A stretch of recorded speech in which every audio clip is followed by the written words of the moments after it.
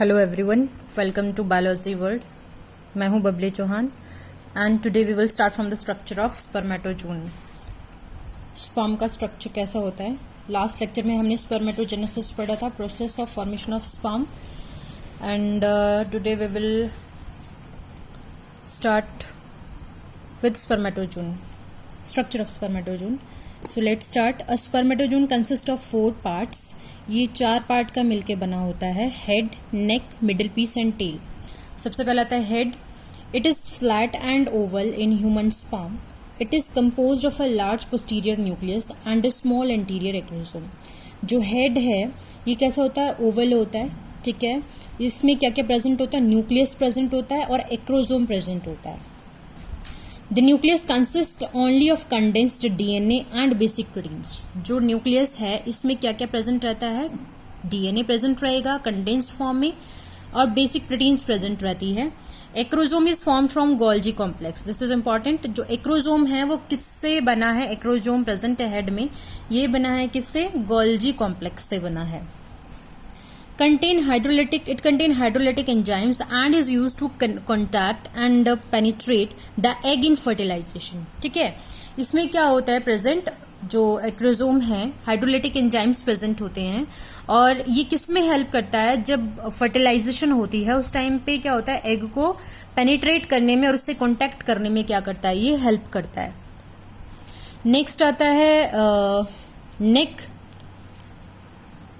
The neck is very short and contain 2 centriole laying one behind and at right angle to the other। ठीक है, जो नेक है ये क्या होती है, बहुत शॉर्ट होती है। इसमें क्या प्रेजेंट होते हैं, सेंट्रियोल्स प्रेजेंट होते हैं, ठीक है। The proximal centrioles play a role in the first cleavage of the zygote. जो इसका प्रोक्सिमल सेंट्रियोल होता है वो, इसमें 2 सेंट्रियोल, एक प्रोक्सिमल हो गया, ठीक है। तो वो जो सेंट्रियोल है वो किस में हेल्प कर रहा है, जो पहली क्लीवेज होती है जाइगोट की, जब फर्टिलाइजेशन हो जाता है, क्योंकि जो एग होता है उसमें सेंट्रियोल्स प्रेजेंट नहीं होते हैं, तो यही वाला जो सेंट्रियोल है यही रोल प्ले करता है क्लीवेज में। जो जाइगोट की पहली क्लीवेज है उसमें क्या करेगा, ये क्लीवेज में हेल्प करेगा जाइगोट की सेंट्रियोल, ठीक है। और distal centriole give rise to the axial filament of the sperm, ठीक है। और जो डिस्टिल सेंट्रियोल जो है ये क्या बनाएगा, स्पर्म का एक्सियल फिलामेंट बनाएगा। तो ये सेंट्रियोल के फंक्शन। नेक्स्ट आता है middle piece. Middle piece is cylindrical in the human sperm. It contains many mitochondria tightly coiled around the axial filament. Axial filaments कौन सा बना रहा था, जो डिस्टिल सेंट्रियोल था वो क्या बना रहा था, स्पर्म का एक्सियल फिलामेंट बना रहा था, ठीक है। तो जो मिडिल पीस है इसमें क्या होता है, माइटोकॉन्ड्रिया प्रेजेंट होते हैं, ठीक है। The mitochondria provide energy for the movement of sperm in the female genital tract, ठीक है। माइटोकॉन्ड्रिया का क्या फंक्शन है, ये एनर्जी प्रोवाइड कराते हैं for the movement of sperm in the genital tract of female. Middle piece therefore is also termed as power house of spermatozoon, ठीक है। इसीलिए मिडिल पीस को क्या बोला जाता है, पावर हाउस भी बोला जाता है, क्योंकि इसमें क्या होता है, माइटोकॉन्ड्रिया प्रेजेंट होता है। The amount of energy available is limited. If a sperm fails to contact an ovum within a specific period, it enhances its energy and dies। ठीक है, क्या बोले कि अगर स्पर्म क्या हो जाए, if a sperm fail to contact an ovum, अगर स्पर्म जो है वो ओवम से कॉन्टैक्ट नहीं कर पाता है विद इन 24 और 28 हार्स, तो ये क्या हो जाता है, डाई हो जाता है, ठीक है। इसकी एनर्जी क्या होती है, एग्जिस्ट हो जाती है, खत्म हो जाती है। तो ये था इसका पार्ट्स ऑफ स्पर्म स्पर्मेटोजून और इनके फंक्शंस। तो this one is head portion, ठीक है। ये क्या हेड पोर्शन है, ये जो बाहर वाली मेम्ब्रेन है, दिस इज प्लाज्मा मेम्ब्रेन, ये एक्रोसोम है। This one is nucleus containing chromosomal material, and ये है नेक जहां पे सेंट्रियोल्स प्रेजेंट रहेंगे। This one is middle piece जहां पे क्या है, माइटोकॉन्ड्रिया प्रेजेंट है जो एनर्जी सोर्स है, और ये आगे इसकी टेल। तो ये हो गया structure of spermatozoon. So let's start now. 1 minute, इसका टेल बचता है, tail part. The tail is very long cylinder and tapering end is formed of cytoplasm, ठीक है। ये कैसी होती है, टेपरिंग होती है, लॉन्ग होती है, सबसे लॉन्गेस्ट पार्ट होता है ये स्पर्म का। A fine thread the axial filament arises from the posterior centriole and transfers the middle piece and tell.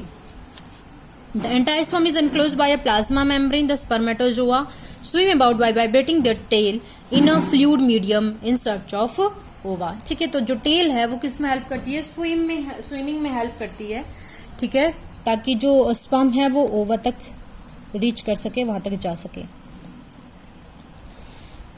Now come to the oogenesis. oogenesis क्या होता है? This is very important. oogenesis takes place in the ovaries. होता है क्या? Formation of ova is known as oogenesis. कहाँ होता है ये? ओवरीज में होती है. Unlike sperm formations that starts at puberty, egg formation begins before birth but is completed only after fertilization. ठीक है, तो ये क्या बोल रहे हैं कि जैसे स्पर्म फॉर्मेशन जो है वो प्यूबर्टी के बाद शुरू होता है, ठीक है, लेकिन प्यूबर्टी पे, जब प्यूबर्टी आती है तब शुरू होता है, लेकिन जो एग फॉर्मेशन है वो बर्थ से पहले ही शुरू हो जाता है. और कंप्लीट कब होता है? जब फर्टिलाइजेशन हो जाती है. ठीक है, तो इसको हमने क्या कर रखा है? 3 प्रोसेसेस में, 3 फेजेस में डिवाइड किया हुआ है. मल्टीप्लीकेशन सेम जैसे हमने स्पर्मेटोजेनेसिस में किया था, यहाँ पे भी 3 फेजेस में हमने डिवाइड किया. Multiplication, growth and differentiation and maturation phase. इसमें मैच्योरेशन में क्या होगा? फर्स्ट फेज जो है, during fetal development certain cells in germinal epithelium of the ovary are larger than others and also have larger nuclei. ठीक है, ये क्या बोल रहे कि जब फिटस का डेवलपमेंट हो रहा है उस टाइम पे क्या होता है? जो ओवरी होती है उसकी जो layer, that is germinal epithelium, हम ऑलरेडी ओवरी का स्ट्रक्चर कर चुके हैं. उसमें क्या होता है? उसकी जो सेल्स हैं उसमें क्या होगा? माइटोटिक डिवीजन होगी. ये क्या बोल रहे? उसमें कुछ सेल्स ऐसे होंगी जो बड़ी होंगी, कुछ क्या होगी? छोटी होगी. न्यूक्लियस भी ऐसे ही होंगे उसमें. These cells undergo mitotic division produced undifferentiated germ cells called oogonia और egg mother cells in the ovary. ये क्या बोल रहे कि जो ये सेल्स प्रेजेंट है ये इनमें क्या होता है? माइटोटिक डिविजन्स होती हैं और ये क्या बनाती है? अनडिफरेंशिएटेड जर्म सेल्स बनाती है, जिसको हम oogonia बोलते हैं या फिर एग मदर सेल्स बोलते हैं.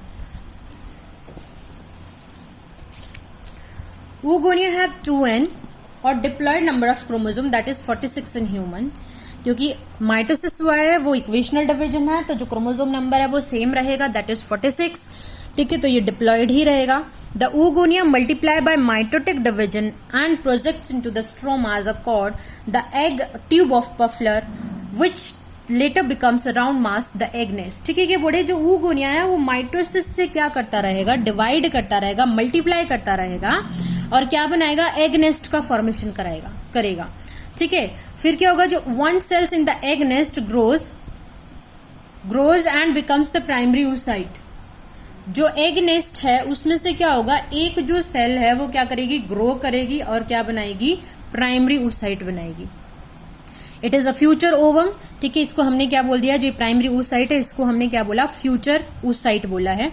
ये अभी फीटस में ही चल रहा है डेवलपमेंट.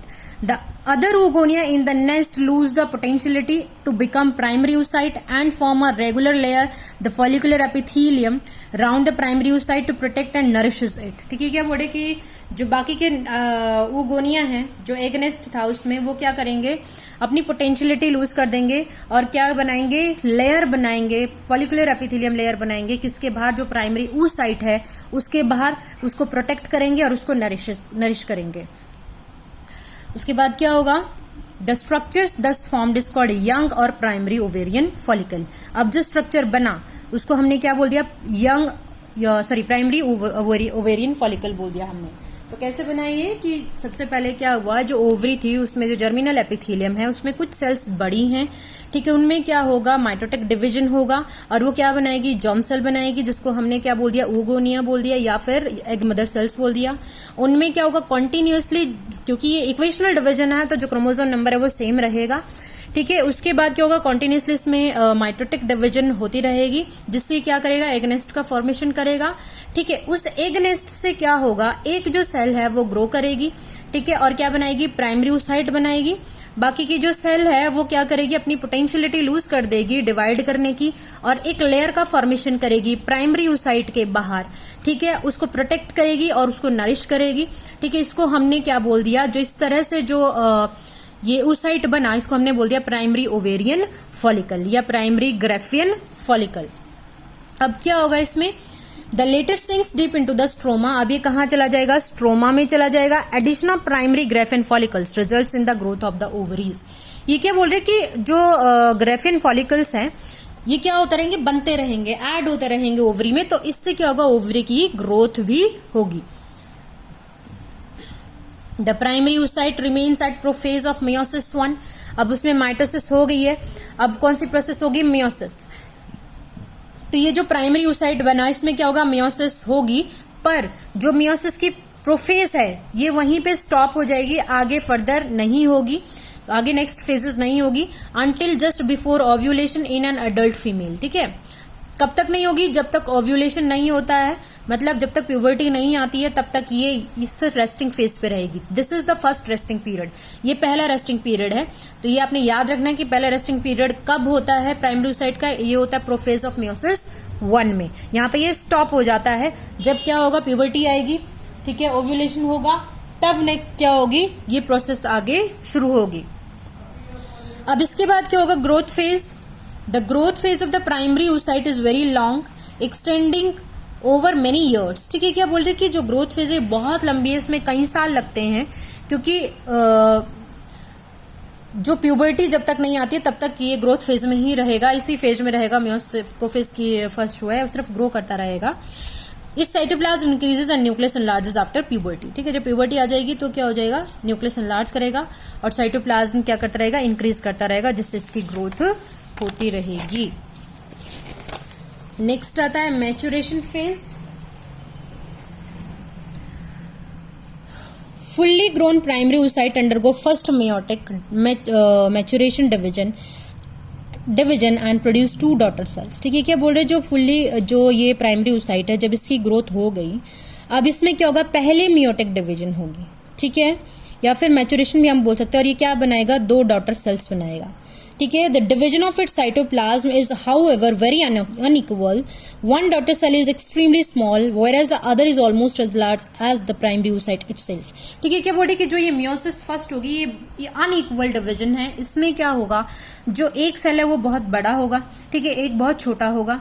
ठीक है, तो इसको हमने क्या बोल, जो कितना जो एक सेल बड़ा होगा वो होगा प्राइमरी oocyte के जैसा, और एक होगा उससे बहुत ज्यादा छोटा। तो जो लार्जर सेल है उसको हमने बोल दिया सेकेंडरी oocyte। ठीक है, जो लार्जर सेल बना आफ्टर मेयोसिस 1 उसको हमने बोल दिया सेकेंडरी oocyte। ठीक है, it receives almost whole of the cytoplasm of the primary oocyte। ये पूरा साइटोप्लाज्म क्या कर लेगा, गेन कर लेगा। ठीक है, और जो स्मॉल सेल बना, ठीक है, उसको हमने बोल दिया polar body, first polar body और पोलोसाइट। ठीक है, जो पहला स्मॉलर सेल बना उसको हमने क्या बोल दिया, फर्स्ट पोलर बॉडी और polocyte. It consist almost of a bare nucleus.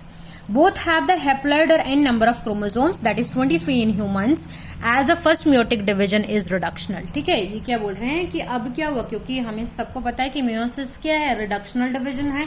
First meiosis जो है रिडक्शनल डिवीजन है, तो क्रोमोसोम नंबर क्या हो जाएगा, हाफ हो जाएगा, that is 23 number in humans. The secondary oocytes start undergoing the second meiotic division, which does not proceed beyond metaphase until a sperm enters it। अभी क्या बोल रहा है कि सेकेंडरी oocyte जो बना आफ्टर मेयोसिस 1, ठीक है, ये क्या करेगा, इसमें सेकेंड मेयोटिक डिवीजन होगी, लेकिन जो ये सेकेंड मेयोटिक डिवीजन होगी ये सिर्फ मेटाफेज तक ही होगी, उससे आगे नहीं होगी। वो उससे आगे कब होगी, जब स्पर्म एंटर करेगा ओवम में। ठीक है, तब होगी सेकेंड, तब होगी मेटाफेज से आगे वाली फेजेस शुरू।